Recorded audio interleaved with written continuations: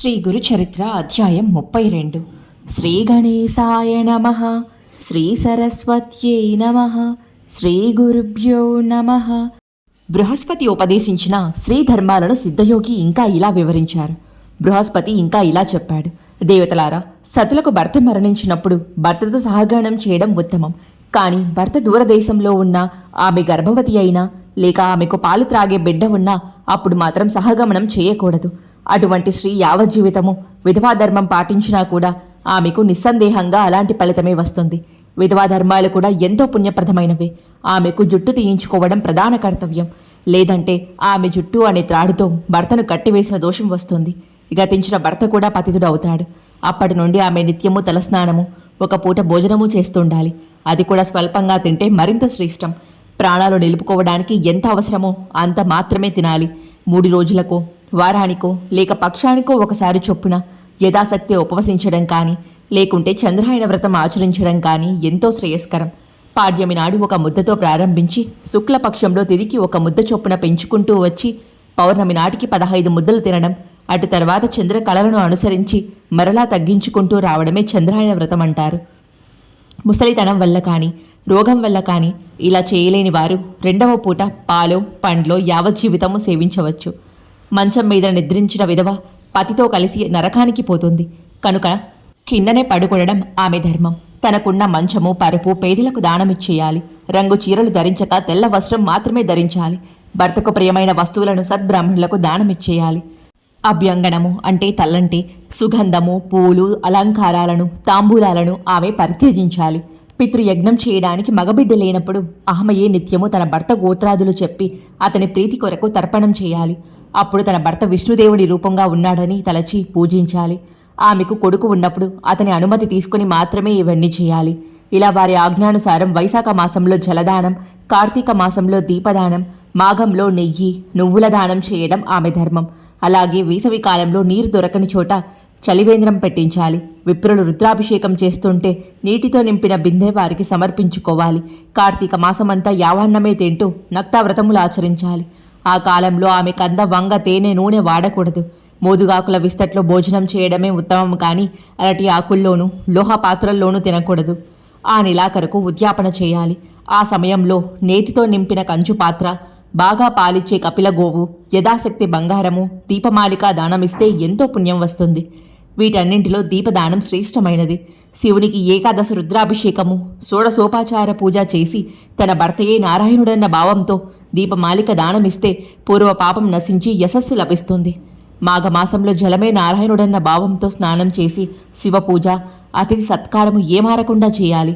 అదెలా చేయాలో చెబుతాను.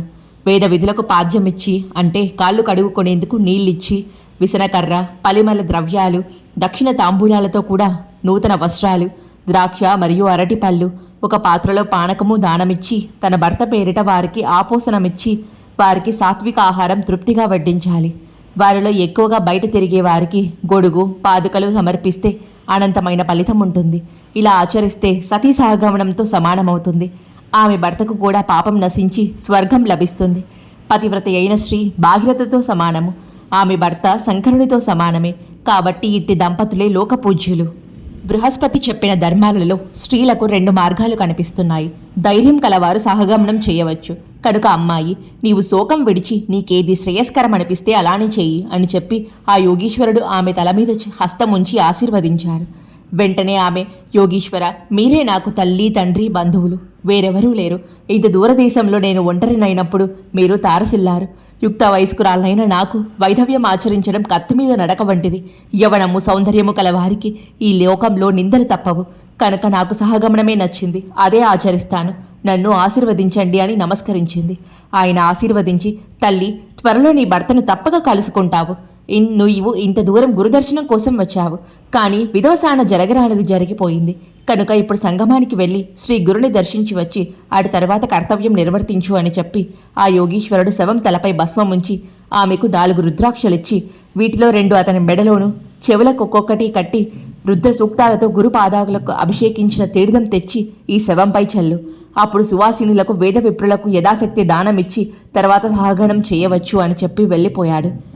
అప్పుడు సావిత్రి అతడి వేద పండితులందరినీ పిలిపించి ప్రాయశ్చిత్తాలు చేయించి స్నానం చేసి పసుపు పారాని కుంకుమలతో అలంకరించుకొని శవాన్ని నది వద్దకు మోయించుకుపోయింది.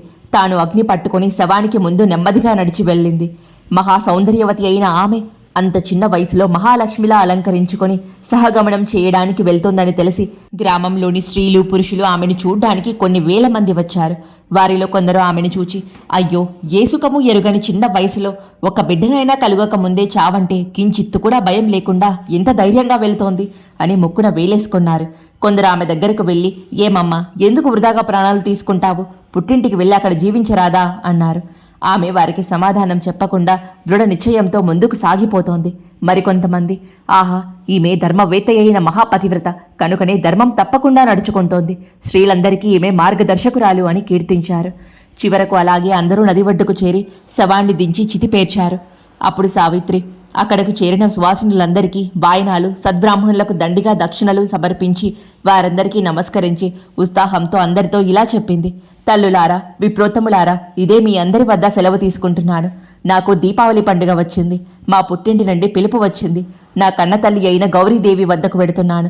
అక్కడ మా వాళ్ళందరితో కలిసి పార్వతీ పరమేశ్వరులు ఇద్దరినీ పూజిస్తూ ఉంటాను అని చెప్పింది. తర్వాత తనకు తోడుగా వచ్చిన వారితో ఇలా చెప్పింది, మీరు బాధపడతారెందుకు? మీరు ఇంటికి వెళ్ళవచ్చు. కానీ మా అత్తమామలకు మాత్రం వెంటనే ఈ దుర్వార్త చెప్పకూడదు సుమా. చెబితే ఆ వృద్ధుల ప్రాణాలు వెంటనే పోతాయి. వారిని చంపిన పాపం మీకు చుట్టుకుంటుంది. కనుక మేమిద్దరము శ్రీ గురుడి సన్నిధిలో సుఖంగా ఉన్నామని అచ్చటి వారందరికీ చెప్పండి. అప్పుడు ఆమె యోగీశ్వరుడు చెప్పినట్లు శవానికి రుద్రాక్షలు అలంకరించి అచ్చటి విప్రులతో, అయ్యలారా, నేను శ్రీ గురు దర్శనం కోసం వచ్చాను కనుక వారిని దర్శించి వచ్చి సహగానం చేయడం నా ధర్మం అని తోస్తున్నది. నేను వెళ్ళిరానా అన్నది. అప్పుడు ఆ బ్రాహ్మణుడు, అమ్మ, సరే గాని సూర్యాస్తమయానికి ముందే అగ్ని సంస్కారం జరిగేలా మాత్రం చూసుకో అన్నారు. ఆమె అంగీకరించి శ్రీ గురు దర్శనానికి వెళ్ళింది. అచటి వారందరూ ఎంతో కుతూహలంతో ఆమె వెంట వెళ్లారు. సావిత్రి మెల్లగా నడుస్తూ మనసులో శ్రీ గురుని ఇలా స్తుతించుకున్నది, స్వామి, మీరు సర్వేశ్వరులు. శరణు కోరిన వారందరికీ పురుషార్థాలన్నీ ప్రసాదించగలవారని మీ కీర్తి విస్తరించింది. త్రిగుణాతీతులైన త్రిగుణాలను ధరించి సృష్టి స్థితి లయాలను చేసే త్రిమూర్తి స్వరూపమే మీరు. మీ వల్ల కానిదేమున్నది? కర్మసూత్రాన్ని అమలుపరచి దండించదగిన వారిని దండించే కల్ప ఫలప్రదాతలు మీరే. మీరు భక్తుల పాలిట కల్పవృక్షమని విని నా భర్తను బ్రతికించుకొని సంతానం పొందాలని ఇంత దూరం నడిచి మీ వద్దకు వచ్చాను. నేనెంత పాపం చేశానో కాని అందరికీ అబ్బిన సౌభాగ్యము సంతానము మాత్రం నాకు కరువవడమే కాక ఇంతటి దుస్థితి కలిగింది. మీ మీద ఇంత ఆశ పెట్టుకొని వచ్చినందుకు అన్నీ చాలా బాగా జరిగాయి. మిమ్మల్ని ఆశ్రయించిన వారికి మీరు ప్రసాదించేదేమిటో బాగా తెలిసింది. ఈ లోకంలో వ్యాపించిన మీ కీర్తిని పరలోకానికి కూడా తీసుకోపోదలచి నా భర్తతో కలిసి వెళ్ళబోతున్నాను. అలా అనుకుంటూ ఆమె సంగమానికి వెళ్ళింది. దేదీప్యమానమైన శ్రీ గురుని మూర్తి కనిపించగానే ఆమె హృదయంలో అపారమైన భక్తి పెళ్ళుబుకి అక్కడ నుండి ఆయనకు సాష్టాంగ నమస్కారం చేసింది. వెంటనే శ్రీ గురుడు ఆమెను నిత్య సౌభాగ్యవతీ భవ అని ఆశీర్వదించారు. వెంటనే అతడి జనంలో కొందరు తమలో తాము నవ్వుకున్నారు. వారిలో ఒకడు సాహసించి, స్వామి, ఈమె భర్త ఇంతకు ముందే ఇక్కడ మరణించాడు. అతని శవం ఇంకా శ్మశానంలోనే ఉన్నది. మీ వద్ద సెలవు తీసుకుని ఈమె సహగమనం చేయబోతున్నది. ఇంకా ఈమె సౌభాగ్యవతి ఎలా అవుతుంది అన్నాడు. అది విని ఆయన ఏమీ తెలియనట్లు, అలాగా, ఎప్పుడు ప్రాణం పోయింది? ఏమైనా సరే ఈమె సౌభాగ్యం సుస్థిరమవుతుంది. ఈమె భర్త ఎలా చనిపోయాడో మేము చూస్తాము. అగ్ని సంస్కారం నిలిపివేసి ఆ శవాన్ని ఇటు తీసుకురండి. మా వాక్కు ఎన్నటికీ వ్యర్థం కాదు అన్నారు. అందరూ ఆశ్చర్యపడి ఎంతో ఆసక్తితో ఆ శవాన్ని తీసుకురావడానికి పరుగున వెళ్లారు.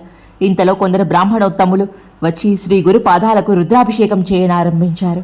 ఇంతలో ఆ శవాన్ని అక్కడకు తీసుకువచ్చారు. వెంటనే శ్రీగురుడు ఆ శవానికి కట్లు విప్పించి దానిపైన కప్పిన గుడ్డ తొలగింపజేశారు. తర్వాత తమ పాదోదకం తీసి ఆ శవంపై చల్లి తమ అమృత దృష్టితో తదేకంగా శవం కేసి చూచారు. అందరూ చూస్తుండగానే ఆ శవంలో కదలిక ప్రారంభమై మరుక్షణమే దత్తుడు లేచి కూర్చున్నాడు. అతడు సావిత్రితో, ప్రేయసి, నీవు నన్ను ఎక్కడకు తీసుకువచ్చావు? ఈ యతీశ్వరులు ఎవరు? నాకు ఇంత గాఢంగా నిద్ర పడితే నన్ను లేపనన్నా లేపలేదేమి అన్నాడు. సావిత్రి ఆనంద బాష్పాలు రాలుస్తూ జరిగిందంతా చెప్పి, మన పాలిట పరమేశ్వరులు, ప్రాణదాత ఈ శ్రీగురుడే అని చెప్పింది. అప్పుడు ఆ దంపతులు ఆయనకు సాష్టాంగపడి తమ ఆనంద బాష్పాలతో ఆయన పాదాలు అభిషేకించారు. పరాత్పర, జగద్గురు, కృపాసాగర, శరణ్యమూర్తి, ఆశ్రితుల పాలిట కల్పవృక్షమా, శ్రీహరి, సచ్చిదానంద స్వరూపులైన మీ లీలే ఈ జగమంతా. మీ కీర్తి దిగంతాలకు వ్యాపించింది. స్వామి, ఎన్నో పాపాలు చేసుకొని పుట్టి దుఃఖాలలో పడిన మేము సర్వజీవ రక్షకులైన మిమ్మల్ని మరచాము. మీరే మాకు దిక్కు, మమ్మల్ని ఉద్ధరించండి అని స్వామిని స్తుతించారు. శ్రీ గురుడు వారిని ఆశీర్వదించి సిరి సంపదలు దీర్ఘాయువు కలిగి అష్టపుత్రులను కనండి. మీ దుష్కర్మలన్నీ తీరిపోయాయి, మీ దేహాలు పవిత్రమయ్యాయి. మా ప్రసాదం వలన మీకు 4 పురుషార్థాలు సిద్ధించి చివరకు ముక్తి కూడా కలుగుతుంది. మీరు ఇంటికి వెళ్ళండి అన్నారు. అది విన్న జనమంతా జయ జయధ్వానాలు చేస్తూ స్వామికి నమస్కరించి హారతులు ఇచ్చారు. కానీ అందరిలో ఒక దూర్తుడు స్వామి ముందుకొచ్చి, అయ్యా, నాకు ఒక సందేహం ఉన్నది. నొసటి వ్రాత తప్పించడం ఎవరి తరము కాదని వేద శాస్త్రాలన్నీ చెబుతున్నాయి. బ్రహ్మ వ్రాత నిజమే అయితే ఈ చనిపోయిన వాడికి తిరిగి ఎలా బ్రతికాడు అన్నాడు. స్వామి నవ్వి, బ్రహ్మ అనుమతితో మేము వచ్చే జన్మలోని అతని జీవిత కాలం నుండి 30 సంవత్సరాలు ఈ జన్మకు మార్చాము. అంతేకాని విధివ్రాత అన్నది వాస్తవమే అని చెప్పి అతనికి దివ్య దృష్టిని ప్రసాదించి ఆ సత్యం దర్శింపజేశారు. ఆ బ్రాహ్మణుడు నిరుత్తరుడయ్యాడు. అందరూ ఆశ్చర్యంతో తమ ఇళ్లకు వెళ్ళిపోయారు. నాటి నుండి శ్రీ గురుని కీర్తి వెల్లువలై దిశ దిశలా వ్యాపించింది. సావిత్రి, దత్తాత్రేయులు సంగమంలో స్నానం చేసి శ్రీ గురుని పూజించి వేద విప్రులకు భారీ ఎత్తున దక్షిణలిచ్చి పంపారు. అప్పుడే సూర్యుడు అస్తమిస్తున్నాడు. ఆ దంపతులను వెంట తీసుకుని శ్రీగురుడు తమ మఠానికి చేరుకున్నారు. శ్రీ దత్తాయ గురువే నమః. శ్రీ శ్రీపాద శ్రీ వల్లభాయ నమః. శ్రీ నృసింహ సరస్వత్యై నమః.